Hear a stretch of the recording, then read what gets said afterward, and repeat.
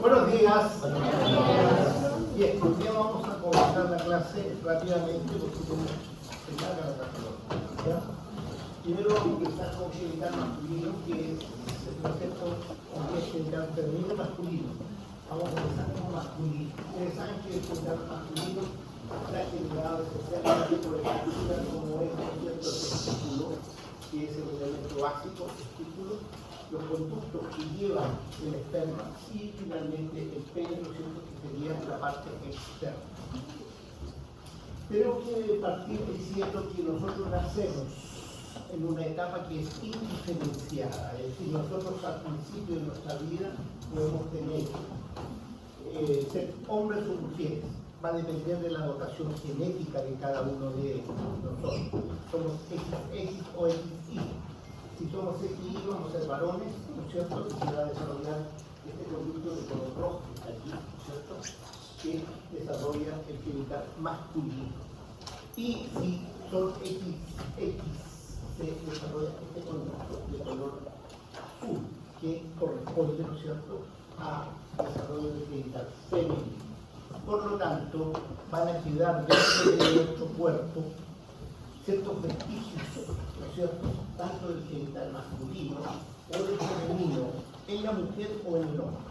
Es decir, nosotros como varones tenemos algunos vestigios del genital femenino y las damas, las mujeres, tienen, ¿no es cierto?, un vestigio del genital masculino. Por lo tanto, esa es potencialmente lo que ocurre al principio de la vida. Al principio de la vida, entonces, tenemos esa posibilidad. Y ustedes pueden ver, entonces, cómo hay una homología entre el desarrollo del genital masculino y el desarrollo del genital femenino. Es decir, hay un desarrollo paralelo, digamos, que constituye en general el hombre finalmente y la mujer, ya diferenciado genitalmente. Bien, en el hombre y en la mujer las gónadas se desarrollan dentro del abdomen, la parte alta del abdomen, y tienen que descender. En el hombre el descenso, ¿no es cierto?, es mayor que el de la mujer. Recuerden que en el hombre, aquí vemos cómo la gónada va descendiendo, ¿sí?, cómo va descendiendo aquí rápidamente, por las 11 semanas, y después a las 18 semanas ya está cerca de lo que es el canal inguinal, y finalmente atraviesa el canal inguinal, y a los 8 meses, teóricamente, casi a los 9, cuando comienza el 9º mes, debieran estar las gónadas ya atravesando el canal aquí, ustedes ver cómo atraviesa, para que se depositar en el lugar definitivo, que son las bolsas testiculares. Es decir, un niño debiera nacer con las gónadas dentro de las bolsas testiculares, debiera nacer, pero habitualmente no ocurre esto. Bueno, el elemento fundamental del hombre en la gónada es esto, que es el testículo. ¿Cuáles son las características del testículo? Tiene una longitud de 5 a 4 centímetros, ¿no es cierto?, de la altura que tiene, un grosor de 2,5, una anchura de 3 centímetros y un peso de 20 a 26 gramos aproximadamente. Esas son las características que nos presenta el testículo. Desde el punto de vista anatómico tiene una cara lateral, una cara medial, tiene un margen anterior, un margen posterior, y un polo superior y un polo inferior. ¿Ya? En su margen posterior siempre va a ir, ¿no es cierto?, acompañado por esta estructura que vemos aquí, que se llama el epidídimo. El epidídimo. El epidídimo tiene una cabeza, en el cuerpo tiene una cola. Esa es la característica. Ahora, ese testículo está rodeado por una membrana, ¿no es cierto?, que tiene la característica de ser una membrana de doble hoja. Y esta membrana de doble hoja se llama túnica vaginal. Vaginal, ustedes ven que hay dos hojas, una hoja parietal y una hoja visceral. Y entre medio de las dos hojas hay cierta cantidad de líquido que genera, ¿no es cierto?, la posibilidad de que este testículo se mueva, ¿no es cierto?, se aumente de tamaño o disminuya de tamaño sin rozar en ningún momento. Ahora, esta membranita, por supuesto, tiene la característica de meterse entre lo que es el testículo y el cuerpo, ¿no es cierto?, de lo que es el epitelio, formando esta zona oscura que es lo que se llama el seno epididymario. Seno epididymario. En la parte superior de la cabeza hay un ligamento que pasa directamente, se llama ligamento epididymario superior. En la parte inferior también tenemos un ligamento que se llama ligamento epididymario inferior. Por lo tanto, aquí la disposición que tiene la vaginal es especial. Allí ahí vemos claramente, no se olviden de la vaginal como túnica, parecía el pericardio, parecía la pleura, ¿no es cierto? Es similar a eso, lo mismo. Ahora, ¿cómo está constituido el testículo? El testículo está constituido, ¿cierto? Primero está rodeado por una capa fibrosa, una cápsula fibrosa que la vamos a ver enseguida. Y además, dentro del testículo hay un parénquima, que es el tejido testicular. Y este testículo, que es el que forma los espermios, tiene que irlos empujando para que ellos vayan saliendo y van a ir, ¿no es cierto?, a esta estructura que yo les dije en el plástico, ¿no es cierto?, que se llamaba epidídimo, pero que tenía 5 centímetros de longitud, pero dentro tenía un conducto de 5 a 6 metros de longitud. Por lo tanto, es muy largo. Fíjense cómo está aunado ahí para poder dar esa longitud. Es importante ese detalle. ¿Por qué es importante? Porque el esperma necesita la capacitación. Y la capacitación dura 70 días. Bien, la túnica que recorre lo que cubre el testículo, ¿no es cierto?, es una túnica especial. Tiene un nombre, se llama albuginia. Albuginia. ¿Pueden estar, señorita, dónde está? A ver, sin delantar ahí tranquilamente. ¿Ya? Entonces, ojo, la albuginia está rodeando el testículo y esta albuginia además ya se envía septos, ¿ya?, que tapican el testículo y forman lóbulos. Un testículo tiene más de 180 lóbulos aproximadamente. Esta es la túnica externa muy especial que se llama túnica albuginia. Esta túnica albuginia es esencialmente una túnica fibrosa, sin embargo tiene tejido muscular liso entre las fibras, ¿ya? Y ese tejido muscular liso le da la posibilidad, ¿no es cierto?, de contraerse un poco. Y esa contracción ayuda a empujar los espermos hacia el exterior. Internamente, ¿no es cierto?, el testículo va a tener estos conductos que son conductos que van a formar los espermos. Se llaman túbulos cervíferos contorneados. Cada uno de lo que corresponde a una área, digamos, a un lóbulo, tiene tres túbulos contorneados, ¿ya? Y estos túbulos contorneados terminan uniéndose y formando un túbulo que se llama túbulo cervífero recto. Ya en el recto no hay formación de esperma. El esperma solo se forma en el túbulo cervífero contorneado. Y después todos estos rectos llegan a una red, que está aquí, se llama la red testicular. Y todo esto está dentro de lo que es el parénquima testicular. Y desde esta red testicular salen estos ductos eferentes que van a llegar a la cabeza del epidídimo, y el epidídimo después, ¿no es cierto?, va a transportar entonces estos espermios hacia adelante. Esa es la característica de la formación. Aquí, por ejemplo, vemos un túbulo cervífero contorneado. Aquí adentro de este túbulo, ¿no es cierto?, aquí existe, ¿no es cierto?, una capa fibrolática, una membrana basal y un epitelio. Ese epitelio es el encargado de tener las células totipotenciales, que son las formadoras de esperma. hay células que se llaman germinativas, que son las células que forman los espermios, y células que se encargan de la nutrición de los espermios, son las células de Sertoli, ¿ya? Entonces, estas estructuras son, aquí es donde se forman los espermios. El espermio pasa por espermatogonia, espermátide, espermatocito primero, espermatocito segundo y espermatozoide. Es decir, tiene un trayecto, tiene una maduración. Ya ese sería lo que ocurre dentro del túbulo contorneado, ¿no es cierto?, que es el elemento básico. Alrededor de los túbulos contorneados, aquí hay otro, aquí hay otro, y aquí hay otro, aquí hay muchos túbulos contorneados, existe un espacio. Ese espacio, ¿no es cierto?, se llama espacio intersticial, intersticial. Y ahí hay un grupo de células. Estas células se llaman las células intersticiales, escritas por Leydig, ¿no es cierto? Estas células intersticiales de Leydig son las células productoras de la testosterona, la testosterona. La testosterona se forma en el testículo, ¿no es cierto?, en estas células intersticiales que las vemos aquí y acá, ¿cierto?, y las estamos viendo en las aristas. Aquí vemos entonces, ¿no es cierto?, el testículo, aquí vemos los lóbulos, el tejido parenquimatoso y el hilo testicular que está en el margen posterior y estos túbulos eferentes que conectan a esta estructura que se llama entonces el epidídimo. ¿Ven? Ustedes ahí tienen la cabeza, el epidídimo, el cuerpo, la cola y enseguida viene el ducto, ¿no es cierto?, que va a seguir flotando. Los testículos están metidos dentro de estas bolsas testiculares, dentro de las bolsas testiculares. Acuérdense que bajaron y quedaron por temperatura, tienen que estar aquí ubicados. Si ellos quedan en el abdomen, la temperatura, ¿no es cierto?, inhibe la espermatogénesis. Por lo tanto, la temperatura es negativa para la formación de la bolsa.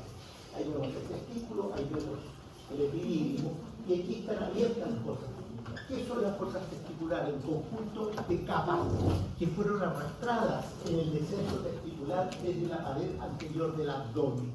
Estas capas que fueron arrastradas, ¿no es cierto?, corresponden a las capas que tenía el abdomen, la fascia transversal, el músculo transverso, oblicuo, interno y externo, más lo que es el peritoneo.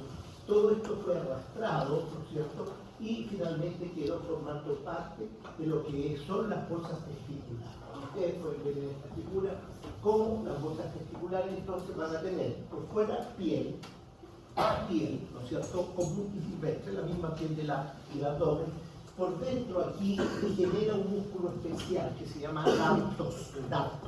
Ese darto es un músculo, ¿no es cierto?, que reacciona a la temperatura, ¿ya? Cuando está muy helado, el darto se contrae, cuando está muy caliente, el medio, el darto se relaja. Por dentro del darto va a haber, ¿no es cierto?, una fascia espermática externa. Esta fascia espermática externa es dependencia de la fascia del músculo oblicuo externo. Por dentro, después de eso, ¿no es cierto?, va a haber una fascia que se llama cremastérica, con unas fibras musculares que se llaman cremaster, que son fibras musculares estriadas, que son dependencia de este músculo que es el oblicuo interno. Y después, hacia adentro, vamos a tener finalmente este músculo que es el transverso, que va a generar una fascia que va a transformarse aquí en la fascia espermática interna, ¿ya? Y después de la interna vamos a tener una envoltura que es el peritoneo en sí, esto amarillo que vemos aquí, y que se envuelve y que no es otra cosa que la túnica vaginal. Por eso la túnica vaginal tiene doble hoja, envuelve, ¿no es cierto?, al testículo con una hoja que es parietal y una hoja que es visceral. Esa es la característica que nosotros podemos observar aquí en este testículo. Los testículos están separados, ¿no es cierto?, en el espacio, en la fosa testicular, por un septo. Por lo tanto, si un testículo tiene un cáncer testicular, ¿no es cierto?, el otro testículo teóricamente no debiera infectarse o no debiera tener problemas. Aquí vemos. Ahora, aquí estamos viendo cómo el testículo está puesto en su posición y cómo está conectado hacia arriba a través del cordón espermático, por donde van los vasos, ¿no es cierto?, que vamos a ver seguir, son venas, arterias, y el ducto deferente, que es el que sube. Ahora, dentro de esta situación viene marcando el músculo cremaster. El músculo cremaster, quizá este sería el músculo oblicuo interno, ¿no es cierto? Y estas son fibras del músculo cremaster. Fíjense cómo descienden y llegan hasta la zona testicular. En nosotros los humanos esto es muy vestigial, digamos, no lo usamos habitualmente, pero en los ratones o en otros animales inferiores este cremaster tiene una importancia fundamental. ¿Y por qué es fundamental? Porque el cremaster es un músculo voluntario. Por lo tanto, si nosotros tuviéramos el músculo condiciones, podríamos levantar el testículo y bajarlo sin mayor problema, voluntariamente. Pero no lo hacemos porque normalmente nosotros es vestigial. Pero en los ratones sí es importante porque cuando ellos pelean, se muerden los testículos. Entonces, ¿qué hacen? Ellos retraen los testículos y los meten en el canal inguinal que está semiabierto y los guardan ahí. Por lo tanto, les quedan solo las bolsas cuando pelean. Por eso, esto es de los mamíferos inferiores. Como se originaron los testículos y los ovarios en la parte alta, las venas y las arterias también vienen de esta zona alta. Ustedes pueden ver el origen de las dos venas gonadales, que en este caso serían las testiculares, y las dos arterias, gonadales testiculares, y las dos venas que llegan arriba, ¿no? Es decir, la irrigación parte en el abdomen y no en la pelvis. Este es el ducto deferente. Aquí tenemos el ducto deferente, ¿no es cierto?, que es el que llega entonces los espermas una vez que han salido a través del testículo, han salido a través del epidídimo. Cuando llega la cola del epidídimo se curva aquí, comienza el deferente hacia arriba, y este deferente ingresa nuevamente ¿dónde? Al abdomen. Y esta característica es importante porque los espermas, ¿no es cierto?, que se forman fuera del abdomen vuelven a entrar dentro del abdomen. Y este deferente entonces va a tener una porción que es escrotal, que está en relación con el escroto, es decir, con la envoltura del testículo. Después una porción funicular que forma el cordón espermático, una porción inguinal, que es la que atraviesa el canal inguinal, y una porción que es la porción pélvica, que es esta última porción. Entonces no se olviden, escrotal, funicular, inguinal y pélvica. ¿Qué largo tiene este ducto? Es variable de persona en persona, pero hay un promedio de 35 y 47 centímetros aproximadamente. ¿Ya? Por lo tanto, los espermas tienen que volver aquí siguiendo el trayecto hacia atrás. Y aquí vemos, ¿no es cierto?, cómo van ingresando, cómo van relacionándose, una vez que pasaron el canal inguinal, se relacionan con la vejiga, giran aquí y van a terminar, ¿no es cierto?, detrás de la vejiga. Y ven el trayecto que hace entonces este ducto que se llama el ducto deferente. ¿Ya? Un largo rato. Esta relación importante con la vejiga es la siguiente. Antes de eso, el cordón espermático, esta parte de aquí se llama cordón espermático. Ese cordón espermático lo vemos aquí. ¿Qué es lo que tiene el cordón espermático? En el centro siempre va el ducto deferente como característica, pero también va la arteria testicular, la arteria del ducto deferente y la arteria cremasteria para el músculo cremaster. Y aquí está el músculo cremaster y las envolturas y las venas, por supuesto. Hay un plexo, se llama plexo particuliforme, y terminaciones nerviosas que son absolutamente autónomas. Ahora, cuando llega el ducto detrás de la vejiga, se aumenta su volumen, su tamaño, ¿no es cierto?, de forma que nosotros llamamos la ampolla del ducto deferente. Esta ampolla del ducto deferente está paralela a esta otra estructura que vemos aquí, que se llaman las vesículas seminales. Vesículas seminales. Estas vesículas seminales, ¿no es cierto?, generan un líquido que se llama semen, ¿ya?, que sirve para la nutrición de los espermas, y ella se une, ¿no es cierto?, el cuello de lo que son las vesículas seminales se une a la ampolla, ¿no es cierto?, para formar un ducto pequeño que se llama el ducto eyaculador. Entonces aquí vemos Una de las cosas que se hace habitualmente es la vasectomía. Yo creo que todos más regulares han escuchado el nombre de vasectomía, que consiste en cortar los ductos deferentes. Y cuando se cortan los ductos deferentes ya no pasa más esperma por aquí, por lo tanto el hombre puede, ¿no es cierto?, queda infértil prácticamente, no puede engendrar hijos. ¿Por qué? Porque se corta las vías de salida. Aquí está la relación posterior de la vejiga con, ¿no es cierto?, la ampolla del ducto deferente y estas vesículas seminales.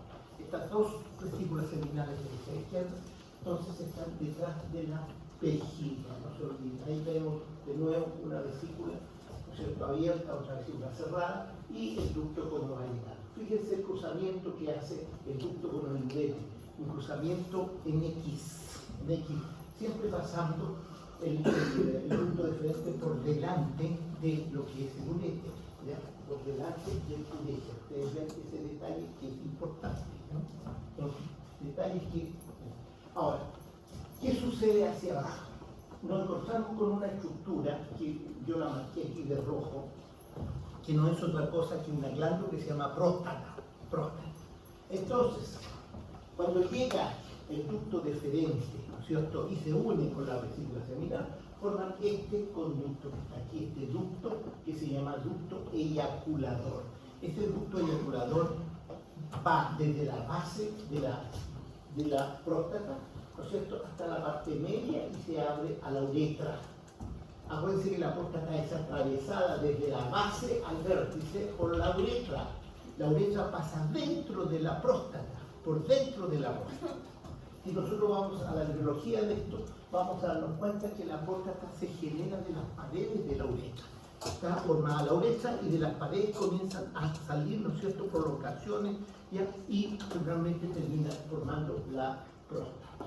Aquí vemos el ducto eyaculador. Tiene entre 2,5 y 2,2 centímetros aproximadamente. Está dentro, como dije, de la próstata.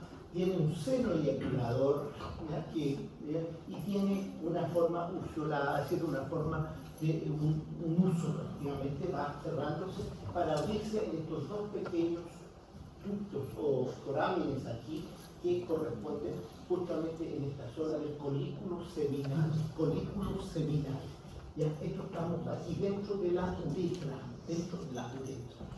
Hasta aquí, ¿no es cierto?, los espermas iban por un camino exclusivamente de ellos. Sin embargo, en el momento que llegaron aquí, ya se metieron dentro de la uretra, por lo tanto, estamos en una zona ya urogenital. Pueden decir, la uretra cumple dos funciones, una función urinaria y una función genital. Entonces, genitales externos están vistos aquí, ¿no es cierto?, de parte anterior, aquí está el pene y los testículos rodeados por la fosa testicular. Para nosotros pensar el desarrollo de los genitales, tenemos que siempre irnos a la embriología. Y en la embriología, fíjense, los genitales en un primer momento de nuestra vida fueron absolutamente indiferenciados. Es decir, en un momento de nuestra vida, en los primeros instantes, nosotros no somos ni hombres ni mujeres. Tenemos todo un conjunto de elementos externos que van a generar entonces, ¿qué cosa?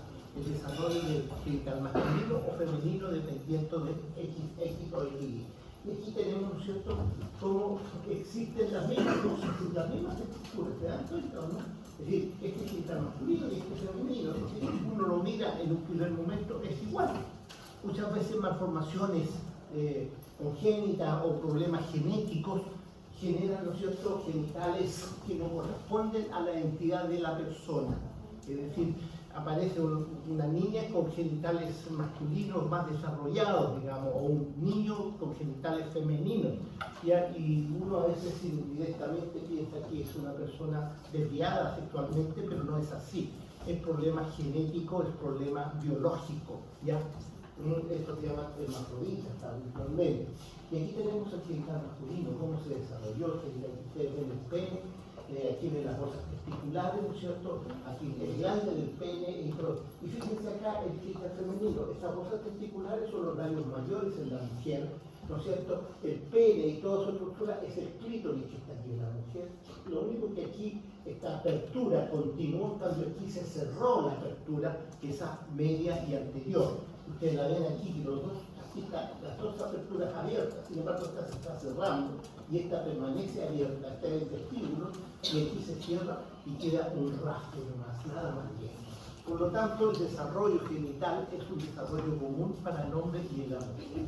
Y aquí vemos entonces el testículo con sus características, que ya los vimos en la parte práctica, tienen en su parte dorsal, ¿no es cierto? Tienen, aquí ven el cordón espermático, fíjense, ahí está el cordón espermático para que ustedes se den cuenta, y aquí vemos el testículo, ¿no es cierto? ¿Cómo está constituido el pene esencialmente? El pene está constituido por cuerpo esponjoso, que es este que está aquí, y dos cuerpos cavernosos, que son los que están acá. El cuerpo esponjoso tiene un grupo esponjoso, una zona más fina, y el extremo del glande exclusivamente en dependencia del cuerpo esponjoso. El glande es el cuerpo esponjoso. En un corte de pene vemos claramente los dos cuerpos cavernosos y el cuerpo esponjoso, separados por una fascia peniana que es, ¿no es cierto?, la que envuelve y separa estas estructuras. Los dos cuerpos esponjosos tienen que ver con la erección del pene, por lo tanto se llenan de sangre en un determinado momento, tiene una arteria central aquí, ¿no es cierto?, que es la que reparte la sangre internamente y produce la erección. En cambio, el cuerpo esponjoso, ¿no es cierto?, generalmente también tiene, ¿no es cierto?, posibilidades de ayudar a la erección, pero sin embargo lo más importante de él es donde transita, ¿qué cosa? La uretra. La uretra transita a través del cuerpo esponjoso. El pene está tomado por ligamentos, y un ligamento se llama ligamento fundiforme que va, ¿no es cierto?, hacia la región abdominal, y el otro ligamento más importante y más firme se llama ligamento suspensorio del pene, que lo fija al pubis. De tal manera que la base del pene está fija por dos ligamentos, el fundiforme y el suspensorio. ¿Ya? Aquí vemos cortes, aquí hay un corte, ¿no es cierto?, anterior del pene. Ustedes pueden ver cómo es, estos serían los cuerpos cavernosos, ¿no es cierto? Ahí están los cuerpos cavernosos y acá está el cuerpo esponjoso separado. Si este corte lo tiramos a la zona del glande, ustedes ven que no hay cuerpo cavernoso, solamente cuerpo esponjoso, y lógicamente lo que vemos aquí es la uretra con su aquí está lo que es el glande. El glande está cubierto habitualmente por piel, esa piel se llama prepucio, ¿ya? El glande entonces está cubierto por el prepucio. Esto es lo que le cortan habitualmente, ¿no es cierto?, los judíos cuando hacen, ¿no es cierto?, esa operación a los 8 días del recién nacido, ¿ya? Entonces, este es el prepucio. Aquí vemos el prepucio abajo está tomado por esta zona que hace que el glande pueda, ¿no es cierto?, este es el ligamento inferior que tiene el prepucio. Aquí vemos el glande, la apertura lo que es el meato urinario, este es el meato urinario, y aquí vemos entonces la zona anterior. Aquí lo vemos, una cosita navicular, y vemos, este sería, ¿no es cierto?, el prepucio, y este sería el glande. Bien, glándulas asociadas al aparato genital masculino. Una de las glándulas más importantes y la que más problemas nos da como hombres es la próstata. La próstata es una glándula que tiene esta forma. Esta sería la cara anterior de la próstata, esta sería la cara posterior. Tiene una base, tiene un vértice y dos caras laterales. Esta próstata, ¿no es cierto?, es una glándula que tiene alrededor de 3 centímetros de altura, 4 centímetros de ancho y 2,5 centímetros de grosor aproximadamente. Pesa entre 20 a 25 gramos. Por dentro de ella pasa la uretra completamente desde su base a su vértice. Aquí está su base, ¿no es cierto?, acá está su vértice, y también llegan aquí, ¿no es cierto?, la vesícula seminal y el ducto deferente para formar el ducto eyaculador, que también está dentro de lo que es la próstata. Esta próstata, ¿no es cierto?, está muy bien ubicada y muy bien drenada. Aquí vemos la próstata, ¿no es cierto?, y la llegada de estas estructuras. Aquí hay el corte de próstata, donde vemos claramente cómo la uretra está pasando por dentro, y aquí está, ¿no es cierto?, el folículo seminal, que ya estudiamos la clase anterior. ¿Cómo es la próstata? La próstata es una glándula, y como glándula va a tener, ¿no es cierto?, lóbulos, y va a tener 5 lóbulos, un lóbulo anterior, 2 lóbulos laterales, un lóbulo medio y un lóbulo inferior o posterior. ¿Ya? Sí, va a estar lobulada por todos lados. Ahora, esta glandulita, que es muy importante, aquí vemos de lado, aquí está la uretra, ¿te dan cuenta? Aquí están los ductos, estos ductos que están aquí son los ductos, ¿no es cierto?, eyaculadores. Y dentro asociado al ducto eyaculador había otro foramen allí, ¿se acuerdan ustedes? Que era de rojo aquí, ¿ya? Este foramen no es otra cosa que un vestigio femenino que nosotros llevamos como hombre. Ese vestigio femenino no es otra cosa que el útero y la vagina femenina, que nosotros la tenemos allí en el cutículo prostático. Este cutículo prostático entonces es una parte femenina que tenemos nosotros. Miren qué extraño, ¿no? Tenemos algo femenino. ¿Sí? Ahora, es chiquitito, pequeñito y todo, pero es importante. ¿Por qué? Porque está muy asociado a este lóbulo, que se llama lóbulo medio, que está entre los conductos eyaculadores y la uretra. Este lóbulo medio ya está influenciado por las zonas, ¿no es cierto?, femeninas. Por lo tanto, en el hombre, a medida que pasan los años, cuando la testosterona empieza a bajar, ¿ya?, comienza a subir las hormonas femeninas. Puede ser que llamamos hormonas femeninas dentro de lo que es la suprarrenal. La suprarrenal tiene una hormona femenina en nosotros. Y esa hormona femenina hace que comience a crecer esta estructura que es el lóbulo medio. Y como este lóbulo medio crece, no puede crecer hacia atrás porque se encuentra con la lugina, es decir, no con la lugina, sino con la estructura que está limitando posteriormente. Entonces empieza a crecer hacia adelante. Y al crecer hacia adelante comienza a aplastar, ¿no es cierto?, a la uretra. Entonces el hombre comienza a tener problemas urinarios. Ya no puede orinar a distancia, sino que tiene que orinar, ¿no es cierto?, poquito. Entonces, ¿qué sucede? Tiene que a la larga operarse. ¿Para qué? Para, de nuevo, obtener, ¿no es cierto?, el número suficiente de la uretra para poder orinar correctamente. Eso es una prostatitis benigna, porque también aquí, ¿qué sucede? Aparece cáncer prostático. El cáncer prostático ya es maligno y ahí la cosa cambia absolutamente, y ese cáncer, si no es pesquisado a tiempo, puede llegar a ser un cáncer generalizado. ¿Ya? Entonces, ojo con esta glándula. Este es nuestro karma, digamos, ¿ya? Y tenemos que evitarlo. También hay otras glándulitas pequeñas que vemos aquí, que están metidas en el espacio perineal y que van hasta la zona de la uretra. ¿Ya? Se llaman glándulas bulbo-uretrales.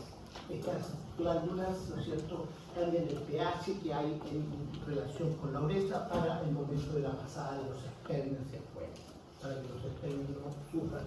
Ahí vemos estas dos glándulas que son las bulbo-uretrales, pequeñas masas redondeadas, firmes, de color amarillento, lobuladas de 1 centímetro, poseen una cápsula fibrosa, unidades secretoras tubuloculares, compuestas numerosos lóbulos unidos por centímetros.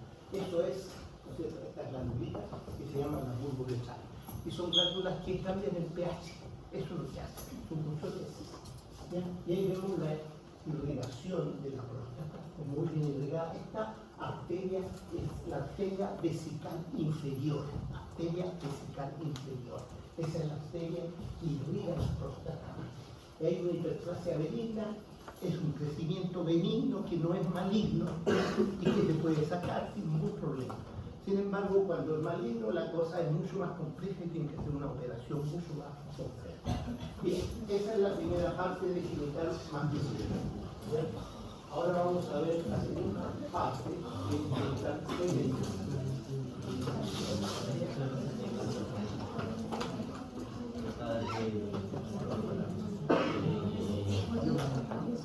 Bien, el genital femenino, que es quizás el más interesante para nosotros, porque para mí lo es importantísimo, ¿ya?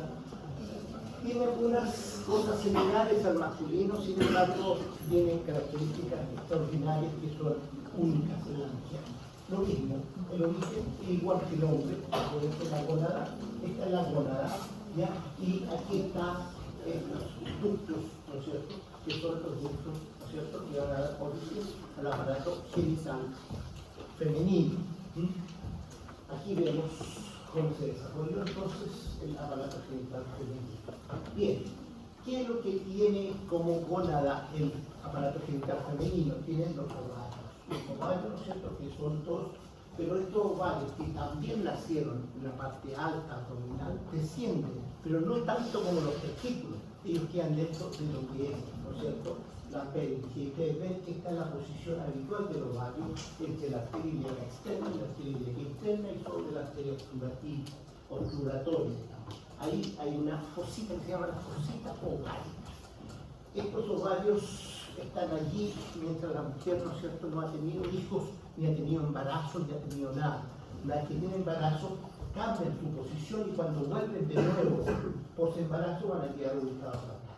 Esta otra fosa que está por detrás. ¿Ya? Ahora, estos ovarios que vemos aquí están tomados por ligamentos. Hay un ligamento que lo une al útero, el ligamento propio del ovario. Hay un ligamento que está uniéndolo a lo que es el peritoneo, que se llama el mesoovario, y hay otro ligamento que viene desde arriba, aquí se ve mejor el ligamento, ¿no es cierto?, que se llama suspensorio del ovario. A través de este ligamento suspensorio llega al ovario, entonces, ¿qué cosa? La arteria ovárica que viene desde arriba. Este ovario tiene una cara lateral, una cara medial, un margen posterior, un margen anterior, ¿no es cierto?, y dos extremos, ¿no es cierto? Aquí vemos el corte del ovario. Aquí hay una anécdota.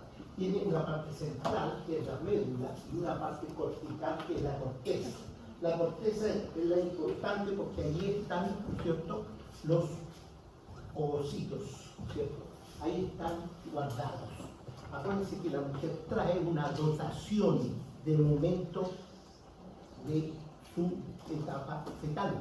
Ella viene con una dotación de óvulos, ya que están allí guardaditos. Esta dotación de óvulos, ¿no es cierto?, hace que la mujer tenga un periodo fértil solamente de alrededor de 25 o 40 años, nada más. Una vez que terminan los óvulos, la mujer deja de ser fértil y ya no puede concebir más hijos. En cambio, el hombre no, el hombre forma esperma, puede tener 70 años, está formando esperma, a los 80 años todavía está formando esperma. ¿Ya? La mujer no, la mujer llega, es decir, parte desde su primera menstruación, que se llama menarquia, hasta la última menstruación, que se llama menopausia. Durante ese proceso, ella, ¿no es cierto?, tiene el periodo fértil. Si en algún momento está embarazada, deja de, ¿no es cierto?, de gastar óvulos, porque no hay, ¿no es cierto?, procesos porque está embarazada. Pero tienen 35 o 40 años. Ese es el tiempo que tiene la mujer para ser madre. Si no aprovecha ese tiempo, pierde. Ahora, ojo con esto. El ovario está rodeado. ¿Está rodeado por qué? Está rodeado por una albuginia también, fíjense. Tiene una albuginia, la misma albuginia que tenía el testículo, pero una albuginia mucho más delgadita. ¿Ya? Y fuera de la albuginia hay un epitelio, ¿no es cierto?, que la rodea, que se llama epitelio germinativo. Entonces, el ovario está rodeado. Acuérdense que cuando madura un óvulo, ¿cierto?, un ovocito, va acercándose a la pared. Y una vez que se acerca a la pared se rompe, como se rompe. Y una vez que se rompe esta pared, sale, ¿no es cierto?, el ovocito hacia el exterior, Entonces, este folículo que está aquí tiene diversas etapas en la vida de la mujer. Aquí están los vasos del centro, y ustedes pueden ver que hay folículos primarios, secundarios, terciarios, folículos maduros, folículos derivados. ¿Ya? Y finalmente termina saliendo una vez que esto ocurre una vez al mes, el día 14º del ciclo menstrual de una mujer de 28 días, habitualmente salta fuera de este ovocito, ¿cierto? Y si es fecundado, bien, cae efectivamente y muere. ¿Ya? Ahora, este folículo, el resto del folículo que quedó en el ovario se transforma en esto, que vemos para acá. Si la mujer queda embarazada, ¿no es cierto? Este folículo se transforma en una glándula endocrina prácticamente que sostiene el embarazo en los primeros meses, antes que la placenta se forme completamente. ¿Ya? Y si no hay embarazo, termina, ¿no es cierto?, en un cuerpo albicans, que no es una cicatriz, prácticamente desaparece en la pared. De tal manera de que este es el ciclo ovárico. Este es el ciclo ovárico. La mujer tiene entonces un ciclo ovárico que es nuestro. Ahora, este ovocito sale por esta estructura que vemos aquí. Y esta estructura se llama tuba uterina. Tuba uterina. Ya no hay más trompas de falopio ni nada por el estilo. Tuba uterina. ¿Ya? Ese es el término de terminología. Y aquí es la tuba uterina. Esta tiene porciones, una porción ítmica. Este se llama cuerpo todo. ¿Ya? Este se llama el istmo, este se llama la ampolla y este se llama el infundíbulo. De tal manera que va a tener, ¿no es cierto?, porciones, una porción que está metida en el útero, incluso, ¿no es cierto?, que es la porción intersticial. En las 4 porciones esta tuba, que tiene esta vueltecita. Esta tuba termina en esto que es el infundíbulo, donde hay estas salientes que se llaman fimbrias tubáricas. Estas fimbrias tubáricas son como deditos así, ¿no es cierto?, que están saliendo aquí, en el centro hay un pequeño orificio, que hace el ingreso al interior de la tuba. La tuba es tuba, es decir, que está hueca. Entonces, se libera aquí el ovocito y es captado por esta estructura. Sin embargo, uno piensa que normalmente está así esto, ¿ya? Y este ovario está acá. Entonces uno piensa en qué momento y cómo la tuba puede tomar al ovocito que sale de repente en cualquier parte del ovario. ¿Cómo lo hace? Bueno, la tuba tiene un proceso y ese proceso hace que esta tuba, ¿no es cierto?, se instale debajo del ovario, está lejos y ella se va instalando debajo del ovario para captar la caída de este ovocito. Ahora uno se pregunta, ¿cómo lo hace? Por un proceso muy sencillo, por un proceso de erección. La tuba tiene gran cantidad de vasos que se llenan de sangre y eso hace entonces que esta tuba vaya lentamente poniéndose en relación con el ovario y capta, ¿no es cierto?, lo que es. Aquí vemos el infundíbulo. Fíjense cómo están estas fimbrias mayores, fimbrias menores, una fimbria gigante que está en relación con el ligamento tubo-ovárico y el foramen, la apertura, ¿no es cierto?, que está allí. Y aquí vemos una foto real de lo que son las fibras. Son muchas fibras, en realidad en la figura hay pocas, aquí hay muchas.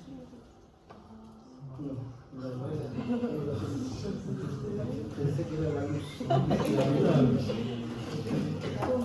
Bien, fíjense entonces aquí la tuba, pongan atención en estos detalles, son súper interesantes. Esta es la tuba, ¿verdad? Aquí hay una sección de la tuba, otra sección de la tuba, que la cortamos en 1, 2, 3 partes. La tuba tiene estas pliegues longitudinales, ¿te fijas? Pliegues longitudinales, como caminos, como pasillos longitudinales separados por pliegues. Los pliegues son estos. Ahora yo voy a hacer un corte, una sección aquí, en esta zona, que es la porción intramural o uterina, una porción en el istmo, ¿no es cierto?, y una porción en la zona ampular, para que ustedes vean la diferencia que hay entre cada una de estas zonas. Esta es la primera sección intramural. Aquí está el lumen bastante claro, las fibras musculares a su alrededor, ¿no es cierto?, que están bastante bien. Fíjense que aquí estamos en la zona ísmica. La zona ísmica ya el lumen se ha perdido un poco porque hay pliegues más grandes, todos estos pliegues que están aquí son mayores. ¿Ya? Y cuando vamos a la zona ampular, a la ampolla, fíjense lo que se ve. Se ve una gran cantidad de pliegues, ¿ya?, y gran cantidad de pasillos, por decirlo así. Ahora, uno tiene que pensar que la mujer genera ¿cuántos óvulos? ¿Ah? Uno. A lo mucho pueden ser 2, a veces, cuando salen mellizos, esencialmente. Pero normalmente es 1. Ahora, ese uno se mete a la tuba y viene por algún pasillo aquí. ¿Cuál pasillo? Cualquiera. puede estar aquí, aquí, o en cualquier parte. Aquí tienen los pasillos, fíjense, estos son espacios. Viene avanzando, ya, porque los cilios de la mucosa los están empujando para que vayan avanzando. Entonces, en esta zona, que es la zona de la ampolla, ¿no es cierto? Aquí es donde se produce, ¿qué cosa? La fecundación. La fecundación se produce en el tercio lateral de la tuba, específicamente en la ampolla de la tuba. Entonces, para que se encuentren aquí, ¿ya? Es como ir, ¿no es cierto?, a Sao Paulo, Nueva York, París, y caminar por las calles de París y encontrarse, ¿no es cierto?, con una persona que anda buscando. Difícil, ¿no es cierto? Difícil. Pero ¿cómo compensamos esa dificultad? ¿Cómo la compensamos? ¿Ah? ¿Quién la compensa? El hombre, nosotros la compensamos. El hombre la compensa porque el hombre tiene una eyaculación de 200 millones de espermas. 200 millones de espermas por cada eyaculación. Entonces, cuando ustedes tienen 200 millones de personas que meten en la calle, en las calles de París, o las calles de Santiago, o de Sao Paulo, por supuesto, hay alguna de ellas, alguna, que se va a encontrar con la persona que buscamos, ¿o no? Eso pasa, ¿te fijas? Y aquí hay uno, o dos, o tres, o cinco, o seis que se encuentran con ella, y ellos son los que producen, ¿qué cosa? La fecundación. Ellos son los que fecundan definitivamente. Por eso, ¿no es cierto?, el hombre tiene que tener una cantidad de espermos suficiente para fecundar. Si hay una oligoespermia, ese hombre puede no poder fecundar, por lo tanto se considera casi infértil. O una azoospermia que es infértil completamente. Entonces, ojo con este detalle, es interesantísimo desde el punto de vista, ¿no es cierto?, de lo que es la fecundación. Aquí se ocurre la fecundación, dentro de esta zona que es el tercio lateral.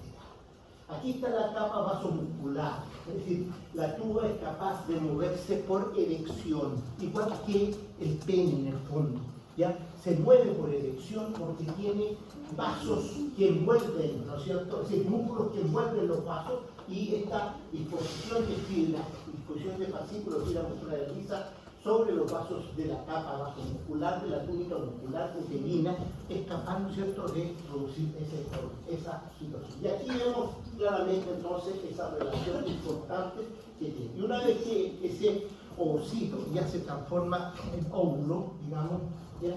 ¿Y qué es lo que sigue aquí? En huevo, en cigoto, no óvulo, en cigoto. Y una vez que el cigoto ya comienza su trayecto para irse a ubicar aquí, en esta zona, en esta estructura que se llama útero. El útero lo vemos aquí claramente, ¿cierto? Una de las cosas fundamentales que se estudia, que estudiamos con cierta trascendencia, es si las tubas están permeables o no están permeables en una mujer.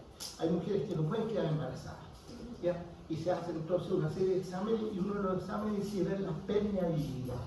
Hay algunas enfermedades, como la tuberculosis genital, por ejemplo, u otras, que pueden cerrar definitivamente las tubas, por lo tanto, esa mujer no puede quedar embarazada por esa vía. Bien, el útero es el órgano más importante de la mujer porque es el órgano que es capaz de ¿qué cosa? De contener al embrión y posteriormente llevarlo a la etapa mesotérica. El útero está ubicado entre el recto y la vejiga. Generalmente está acostado, recostado sobre la vejiga. Aquí lo ven ustedes recostado sobre la vejiga, y aquí abajo ven la vejiga, ¿no es cierto? Y acá ven el recto. Este útero pasa por diversas etapas en la vida de la mujer, desde que nace, ¿no es cierto?, hasta que finalmente la mujer es añosa, viejita ya. Y ustedes ven que el útero tiene esencialmente ¿qué cosa? Tiene un cuerpo, tiene un istmo, que es una zona un poquito más angosta, una cintura, por decirlo así, aquí, y un cuello acá abajo, un cuerpo, un istmo y un cuello, y aquí en el centro tiene una cavidad. Esa cavidad se mantiene aquí. Y aquí ustedes ven las etapas que van pasando en el útero de una mujer que ha tenido un hijo vivípara y una mujer multípara que ha tenido muchos hijos. Aquí tenemos una ovípara que nunca ha tenido hijos, ustedes ven, aquí está el útero, y acá está una multípara que sí ha tenido hijos. El útero ha cambiado en cuanto a tamaño. Esa posición que tiene el útero es importante, importantísima, señoritas, pongan atención, porque esa posición de anteversoflexión, así se llama, ya es una relación entre cuerpo, cuello y útero vagina. Aquí existe, ¿no es cierto?, una relación. Este es el cuello del útero, este es el cuerpo del útero. Aquí hay una relación, hay una angulación. Y el útero, como un todo, tiene una angulación con la vagina. Y ustedes pueden ver, entre cuello y cuerpo hay 170 grados aproximadamente, y entre útero y vagina hay 90 grados. Esto se llama antiversoflexión. La antiversión es la relación útero-vagina. Vagina es con V, V, y versión es con V, acuérdense. Entonces, versión. Y la antiflexión es la relación cuello-cuerpo, cuello-cuerpo. Ustedes pueden ver aquí entonces una retroversión. Esta retroversión, esto es el útero normal, digamos, que está sobre la vejiga. Te fijas, está acostado así sobre la vejiga. Pero si el útero comienza a pararse, por decirlo así, irse para atrás, aparecen las retroversiones uterinas. Una retroversión es causa de qué cosa? De esterilidad en la mujer, esterilidad. ¿Ya? Por eso es importante que la mujer se haga un buen examen para ver si esa retroversión puede ser. Aquí vemos una serie de cambios, ¿no es cierto? Aquí vemos cómo el útero puede ir cambiando de posición, y todos estos cambios de posición causan esterilidad en la mujer. ¿Ya? ¿Cómo es la constitución anatómica de este útero? Tiene 3 capitas, una externa que se llama perimetrio, una más importante, este músculo que vemos aquí se llama miometrio, y por dentro una mucosa que se llama endometrio. Entonces tenemos 3 capas allí que están formando. Y aquí vemos esta capa que corresponde, ¿no es cierto?, al miometrio. El miometrio es la capa espectacular que tiene. Espectacular. ¿Por qué? Porque viene de ambos lados, de aquí en rojo y de acá en azul. Y cuando ellas se funden en una estructura única central, forman, ¿no es cierto?, este sistema, que es un sistema, ¿no es cierto?, helicoidal, circular, que vamos a ver. Y aquí vemos, ¿no es cierto?, claramente cómo este sistema está formando el útero. El útero entonces tiene 3 capas, una externa, una que es parte de la estructura que lo cubre, ¿no es cierto?, después vienen los ligamentos, y finalmente esta es la capa importante. Esta capa es espectacular. ¿Por qué espectacular? Porque este útero, ¿no es cierto?, que es una estructura que tiene 6 centímetros de altura en una mujer, puede llegar, ¿no es cierto?, a 44 centímetros. Es decir, en el embarazo este útero aumenta 400 veces su tamaño, 400 veces su tamaño para contener al embrión hacia adentro y al feto. ¿Ya? ¿Y cómo lo hace? Porque estas capas que son circulares van desenvolviendo como un resorte. Si ustedes toman un resorte, ¿no es cierto?, chiquitito, lo pueden ir estirando y pueden hacer un resorte muy largo, ¿no es cierto? ¿Ya? Y dentro de ese resorte largo ustedes tienen, ¿no es cierto?, la capacidad de que el embrión vaya creciendo. ¿Y por qué hablo de un resorte? Porque inmediatamente que ese embrión sale ya como feto, se produce el parto. ¿Qué sucede con ese resorte? Vuelve otra vez a ser casi muy parecido a lo que era originalmente. Es como si nosotros soltáramos el resorte aquí arriba y el resorte inmediatamente ¡pum!, vuelve a estar. Eso es lo que sucede dentro. Y aquí vemos un útero grávido, ¿no es cierto? Y ese útero grávido va a tener un cuello, va a tener una parte media que se llama la zona del istmo, que se llama aquí está la zona del istmo, ¿no es cierto? Y aquí vemos la parte como ha crecido el istmo, y aquí está el cuerpo del útero, el cuerpo que aumenta tremendamente su tamaño. Entonces, eso es el útero, importantísimo en la mujer y extraordinario, porque no hay ningún músculo en nuestro cuerpo que haga esa función naturalmente. El útero tiene ligamento, por supuesto el peritoneo que lo cubre por anterior y posterior, formando este ligamento que va desde este lado a este lado, se llama ligamento ancho. Este ligamento ancho tiene 2 mesos, un meso derecho y un meso izquierdo. Estos mesos se llaman mesometrios, mesometrio derecho y mesometrio izquierdo. Y en estos mesometros está metida la tuba, está metido lo que es el ovario y el ligamento redondo que está hacia anterior. Esta es una vista anterior del útero. Ahora, el meso que cubre el útero se llama, ¿no es cierto?, como hemos visto recién aquí atrás en su constitución, se llama perimetrio. Perimetrio, ¿ya? Entonces, aquí vemos lo mismo. Aquí vemos esa estructura. Este es el útero, ¿verdad? La cavidad uterina y esta es la pared muscular. Por lo tanto, el ligamento ancho son los mesometrios. Pero la parte que cubre el útero se llama perimetrio, porque está alrededor del útero. Perimetrio, ¿ya? El ligamento redondo es este que está aquí, ¿lo ven? Es el ligamento redondo.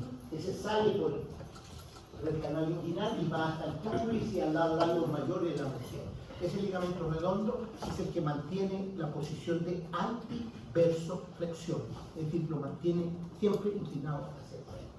Está sobre un área, ¿no es cierto?, ligamentosa, con ligamentos en el sentido anterior, con ligamentos transversos, ¿no es cierto? En fin, hay una serie de otras estructuras que aquí vemos el útero, que es el ligamento útero-saco, que van hacia el saco posteriormente. El cuello uterino, es importante el cuello uterino, y esto lo vamos a dar. Fíjense la relación que hay entre cuello y vagina. El cuello uterino, parte de él está dentro de la vagina, al fondo de la vagina. Esta es la vagina, tiene un poli posterior, un poli anterior, y esta es la vagina, ¿no es cierto? Y el cuello, ahí está el orificio del cuello, el foramen del cuello. Entonces hay una relación entre cuello uterino y vagina. Aquí vemos el cuello, ¿ven? Aquí está el foramen y aquí está bien. Aquí es donde se produce el cáncer cérvico uterino. Cáncer cérvico uterino. Las células que están aquí comienzan, las del interior del cuello son diferentes a las del exterior del cuello. Las interior son, ¿no es cierto?, células cilíndricas, en cambio las exteriores son células planas, ¿ya? Y comienzan a salir hacia afuera y comienzan a formar estas zonas rojas que ven ustedes aquí, que se llaman estropios. Esos estropios comienzan a sufrir modificaciones de las células allí, porque no son las que tienen que estar aquí, sino que debían estar otras, y estas modificaciones comienzan a generar células malignas. Y estas células malignas generan aquí lo que es el cáncer cérvico uterino. Por eso hay un examen que se llama el Papa Nicolau, no sé si lo han escuchado ustedes, que tiene que hacerse toda mujer que tiene, ¿no es cierto?, una vida sexual activa, debe hacerse por lo menos una vez al año un Papa Nicolau. ¿Para qué? Para ir viendo si estas células han cambiado o no. Porque entre más precoz se pesquisa ese cambio, es más fácil de solucionar el problema. Si no se pesquisa precozmente, ya la cosa cambia y ahí hay que hacer una operación mucho más completa y mucho más compleja. Las malformaciones del útero son esencialmente en la fusión de los dos conductos, ¿no es cierto?, que originan el aparato genital femenino, el derecho y el izquierdo. Por eso pueden haber dos úteros, útero bicorne o bidelfo, digamos, útero con tabique, ya un útero bicorne con un tabique completo, con un subtabique aquí, ya, y así sucesivamente pueden haber malformaciones de ese estilo que son embriológicas. La vagina es el órgano sexual de la mujer, es el órgano para la relación sexual esencialmente, esa es su función, por lo tanto tiene las características que le ameritan al tema. Esta vagina, ¿no es cierto?, tiene una porción que es derivada, ¿no es cierto?, de los conductos originales y otra porción que viene del seno genital, que es externo. Por eso hay una división aquí, una división entre lo que viene de afuera con lo que venía desde adentro. Esa situación es muy especial también, ¿ya? Esta vagina, la vemos aquí, tiene una cara posterior, la vemos aquí, una cara anterior, tiene estas plataformas vaginales que son columnas que se llenan de sangre, formando, ¿no es cierto?, una vagina ya, que está en condiciones de tener una buena relación sexual. Entonces, ¿qué sucede aquí? Esta vagina tiene muchas conjugaciones así transversales, porque tiene que estirarse. Esta vagina tiene una característica fundamental. En el momento de la relación sexual, esta vagina puede estirarse mucho, puede alargarse, pero su lumen se achica. Pero en el momento del parto, ¿qué hace la vagina? La vagina tiene que acortarse y aumentar su lumen, pues tiene que llegar a 9 o 10 centímetros de lumen, así tan grande más o menos la vagina. Entonces uno disfruta la vagina de este tamaño, claro, te parece extraño, pero eso es lo que sucede en esta estructura que está condicionada para ello. Ustedes ven el cuello aquí como va llegando el cuello, ¿no es cierto? ¿Ya? Aquí es la relación, ¿ya? Y como hay un fondo de saco posterior allí, fondo de saco, ¿no es cierto? La vagina tiene este mecanismo es un mecanismo que produce, ¿no es cierto?, la posibilidad de estirarse o de contraerse y aumentar el volumen. También es una estructura que tiene su pared, ¿qué cosa? Tiene tejido eréctil. La vagina se erecta también previo a una relación sexual.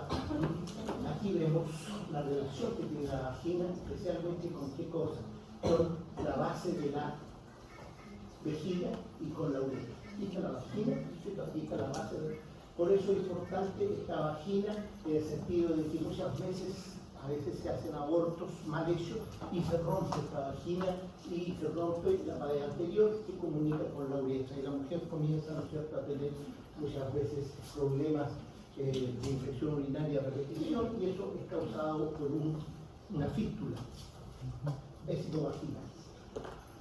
Bueno, la homología de los externos ya la vimos en el masculino, en general es lo mismo, ¿ya? Y ahí vemos ahora el aparato genital femenino, cómo se desarrolló. ¿Y cómo es el aparato genital femenino? Ahí lo tenemos, el pudendo femenino, que es esto, o vulva también le llaman, vulva. ¿Qué es lo que tiene? Tiene el norte del pubis, que es esta zona, no sé, con vello pubiano, que está aquí. Después tiene estos que son los labios mayores, ¿ya? Labios mayores que tienen una comisura anterior acá arriba y una comisura aquí, ven, esta comisura posterior.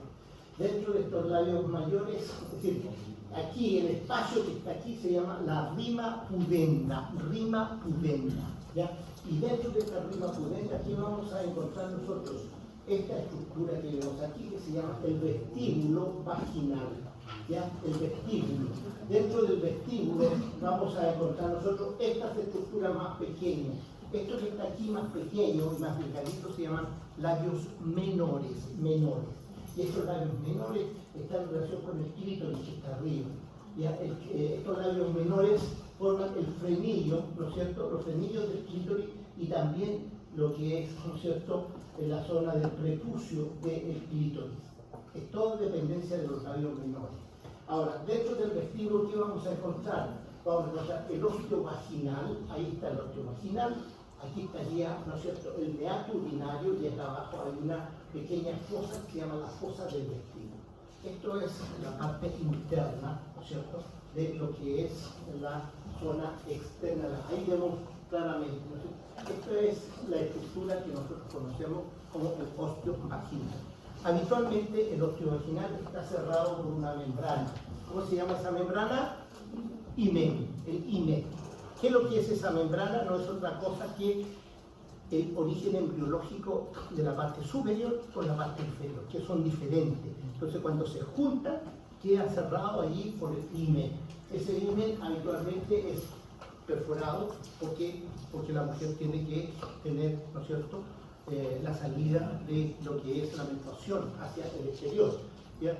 En caso que sea imperforado es patológico, hay que abrirlo, digamos, de alguna manera. Y una mujer que normalmente tenga un himen, digamos, filiforme, que es lo habitual, se rompe generalmente con las primeras relaciones sexuales. Entonces, ese himen cierra esta estructura que corresponde a los que es. Aquí vemos, ¿no es cierto?, diversos himen. Un himen circular, un himen doble, un himen filiforme. Y aquí un himen que está ya roto definitivamente en el momento posterior con una relación sexual. Esta membranita no es otra cosa que una división, ¿no es cierto?, del origen embriológico. El origen embriológico. ¿Qué pasó?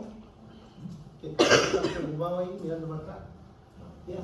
Aquí está entonces lo que es el genital femenino, aquí lo vemos, el genital femenino, ¿bien? Y finalmente tenemos esto que sería el clítoris. ¿Qué es lo que es el clítoris? Es el pene femenino, ¿ya? No es otra cosa que el pene femenino. Este clítoris tiene un ángulo, tiene un cuerpo, tiene un grande, tiene una raíz, como pueden darse cuenta ustedes, y está conectado al bulbo del vestíbulo, que es un conjunto de vasos. Y eso hace, ¿no es cierto?, que este clítoris se erecte en el momento de la relación sexual. Y el glande del clítoris roce con el dorso del pene masculino en el momento de la relación sexual. Eso es la característica. Tiene también ligamento suspensorio, tiene ligamento fundiforme, es decir, tiene las mismas características del pene masculino. Eso es lo que corresponde al genital masculino y femenino.